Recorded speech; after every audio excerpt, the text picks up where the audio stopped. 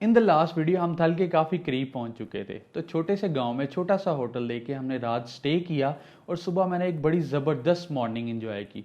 उस वीडियो का लिंक मैं यहाँ पे दे रहा हूँ। अगर आप डायरेक्ट इस वीडियो पे आए हैं तो पहले वो वीडियो देख लें ताकि लिंक करना आसान हो जाए। इस पूरे ट्रिप में अभी तक एक बहुत बड़ा इशू था, वो ये कि हम बहुत स्लो थे। जिस डेस्टिनेशन पे हमें अब तक पहुंच जाना चाहिए था उससे हम अभी भी काफ़ी दूर थे। तो ब्रेकफास्ट की टेबल पे हमने बैठ के फैसला किया कि अब हम तेज़ चलेंगे और जल्दी जल्दी अपनी डेस्टिनेशन पे पहुंचेंगे ताकि हम आगे वाला ट्रिप जो है एज प्लान्ड वो परफॉर्म कर सकें। लेकिन कुदरत को कुछ और ही मंजूर था। जैसा ही हमने चेकआउट किया थोड़ा आगे जाते ही ऑफ रोड शुरू हो गया। लेकिन ऑफ रोड ऐसा कि बस ऐसा लग रहा था जैसे मोटरसाइकिल पत्थरों पे ही चला रहे हैं।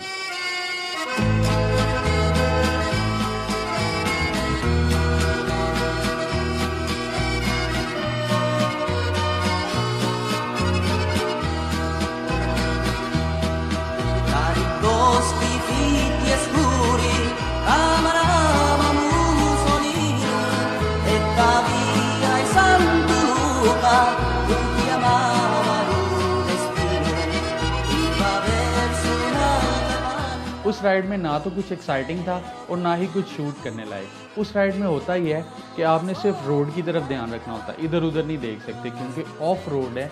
ऑफ रोड में पत्थर कुछ भी आपका कर सकते हैं। तो जितनी देर तक ये थल पहुंचते हैं हम अपने डे ड्रीम्स के बारे में बात कर लेते हैं। पहले वक्तों में ये सोचा जाता था कि डे ड्रीमर नहायत ही नालायक और नकारा आदमी है, ना तो इससे कुछ होता है, सिर्फ ये ख्वाब देखता है और कुछ करता नहीं है। तो जैसे जैसे मॉडर्न एरा ने इस पर तहकीक करना शुरू की वैसे पता लगता गया कि डे ड्रीमर एक वक्त में बहुत सारे काम कर रहा है, ना वो नालायक है और ना वो सुस्त। जिस वक्त डे ड्रीमर डे ड्रीमिंग कर रहा होता है उस वक्त उसकी मेंटल ट्रेनिंग चल रही होती है। बड़ी मल्टीटास्किंग चीज़ें इन्वॉल्व होती हैं जब वो सोच रहा होता है चीज़ों। उसके साथ साथ वो लॉन्ग टर्म प्लानिंग भी कर रहा होता है। सबसे इंटरेस्टिंग चीज़ इसमें ये कि वो उसी वक्त अपने स्ट्रेस को भी मात दे रहा होता है। यानी जैसे जैसे वो डे ड्रीमिंग कर रहा होता है वैसे वैसे उसका स्ट्रेस जो है वो कम हो रहा होता है। तो जदीद दौर में डे ड्रीमिंग ना तो नालायकों का काम है और ना थके हुए लोगों का काम है। अब चलते हैं टूर की तरफ। थल बाजार पहुंचने से पहले एक और वकूआ पेश आ गया, वो ये कि मेरी बाइक का टायर भी पंक्चर हो गया। वलीद भाई ने जल्दी जल्दी अपना हवा वाला पंप निकाला और मेरी बाइक में हवा भरते ही मुझे कहा कि आप निकलो, हम आ रहे हैं। थल बाजार में मुझे जाके जो है वो एक बाइक की शॉप मिली जहां मैंने अपनी बाइक को पंक्चर लगवाया। उसके बाद मैं काफ़ी इंतज़ार करता रहा कि ये लोग मेरे पास पहुँचें, लेकिन काफ़ी देर इंतज़ार करने के बाद मैंने फ़ैसला किया कि मैं कुमराड के रास्ते खुद ही निकल जाऊँ। और इस ट्रिप में वो रास्ता जिस तरह मैंने पार किया वो मैं कभी भी नहीं भूलूँगा। आज दिन ही बुरा था, आज दिन ही बुरा था, आज दिन ही बुरा था, आज दिन ही बुरा था।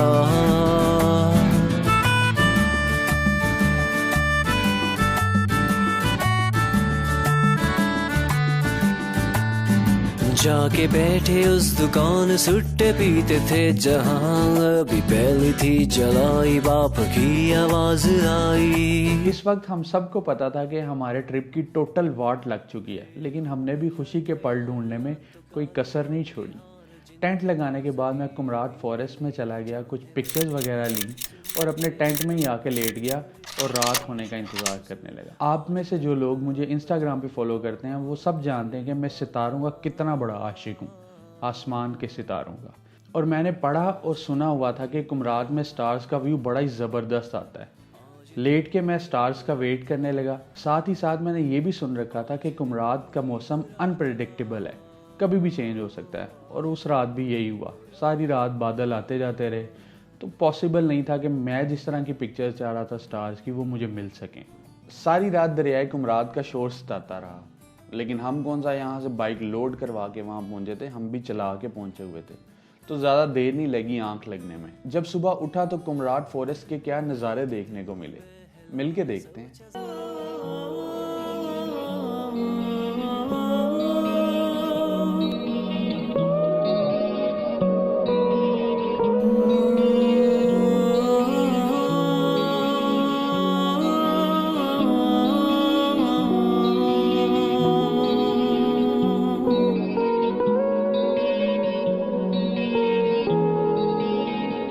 उसके दिल पर भी कड़ी इश्क में गुजरी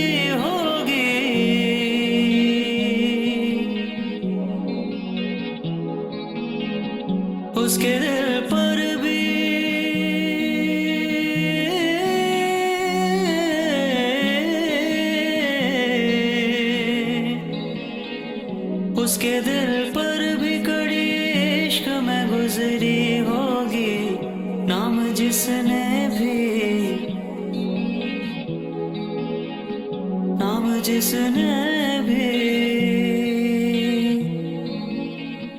नाम जिसने भी मोहब्बत का सजा रखा है, जब से तूने मुझे दीवाना बना रखा है, जब से तूने मुझे दीवाना बना रखा है। संग हर शख्स ने, संग हर शख्स ने हाथों में उठा रखा है, जब से तूने मुझे दीवाना बना रखा है।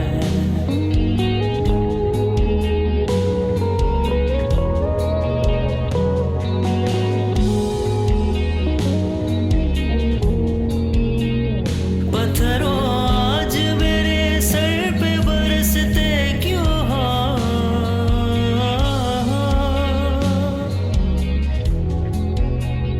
पत्थरों आज मेरे मेरे मेरे मेरे।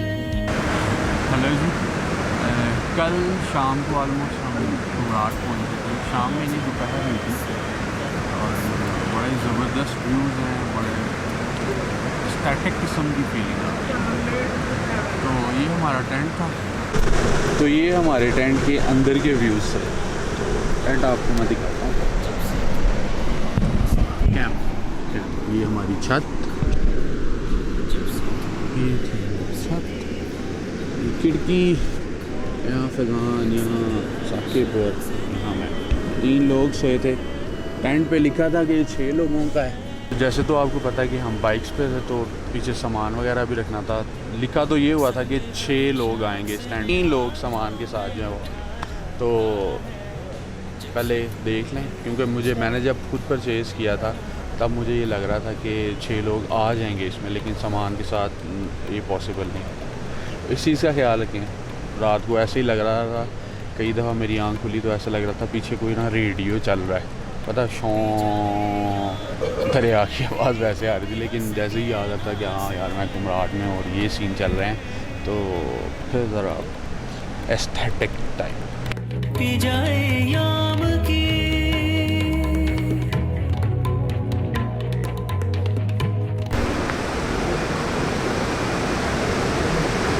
तो गाइस फ्रेश होने के बाद हम जो है वो हमने बैठ के ज़रा चाय शाय पी, बिस्किट वगैरह खाए, एंजॉय किया, क्वालिटी टाइम स्पेंड किया। मैंने अपना बाइक पे जो सामान है वो लगा लिया, फिट कर लिया। थोड़ी 1-2 चीज़ें रह गई हैं, वो हैंग भी हो जाएंगी या एडजस्ट हो जाएंगी। इस जगह के बारे में मेरा एंड व्यू ये है कि पानी की आवाज़ है, नेचर है, ट्रैफिक नहीं है, मौसम अच्छा है। पहले मैंने जैकेट पहनी थी, मुझे ठंड लग गया, मैंने उतार दिया। लाइक अच्छी जगह है, एक दफ़ा ज़रूर आएँ। तो जैसे फिर आगे जाते हैं तो अपडेट करें। मैं अल्लाह ताला का बहुत ज़्यादा शुक्रगुज़ार हूँ कि उसने मेरा ख्वाब पूरा कर दिया और मुझे उस ख्वाब पूरा करने में कोई मसला भी नहीं हुआ। लेकिन पार्ट 1 और पार्ट 2 में मैंने ख्वाब की बात की, लेकिन उसमें एक इम्पॉर्टेंट एलिमेंट ये है कि अपने ख्वाब पूरे करने के चक्करों में ये ना हो कि हम दूसरों को नुकसान पहुँचा दें।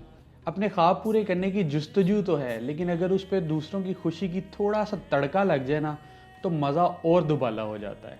यहाँ से ट्रिप में एक इम्पॉर्टेंट पर्सनैलिटी ने जन्म लिया, जो कहते हैं यासिर भाई। यासिर भाई की बाइक पहले ही काफ़ी तंग कर रही थी, लेकिन टिकी टॉप जाते हुए उनकी बाइक लिटरली बंद हो गई। उनका मोबिल ऑयल जो है वो बिल्कुल सड़ गया, मतलब बिल्कुल ख़त्म हो गया इंजन में से। टीम के कुछ मेंबर टेंशनली और कुछ अनइंटेंशनली आगे चले गए यासिर भाई को वहीं छोड़ के। वहाँ आपके भाई ने स्टैंड लिया। मैंने 6 किलोमीटर वापस ट्रैवल किया, मोबिल ऑयल लिया और वापस यासिर भाई के पास गया, मोबिल ऑयल डाला, उनकी बाइक स्टार्ट की और फिर हम टिकी टॉप चले। तब तक बाकी लोग काफ़ी आगे जा चुके थे।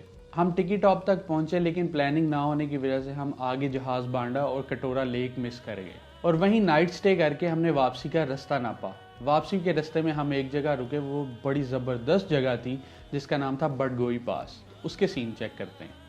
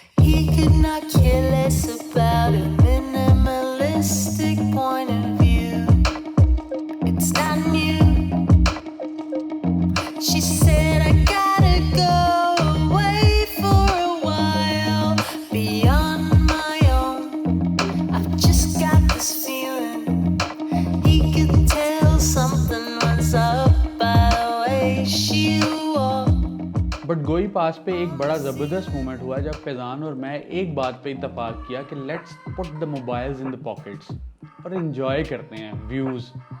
उसके बाद हम वापसी के लिए निकल पड़े और पहुंचे बहरीन रात को हमने स्टे किया। सुबह हमने खाना खाया तो पता लगा कि बाकी के 4 मेंबर्स बाइक लोड करवा के जा रहे हैं। अरे भाई ये क्या बात हुई, बाइक पे आए हो तो बाइक पे वापस जाओ।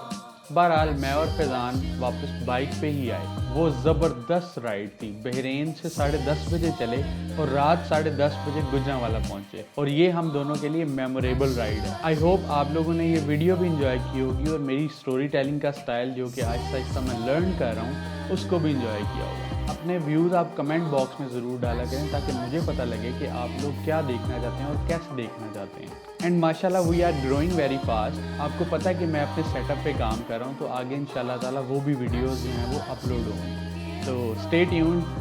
अल्लाह हाफिज़।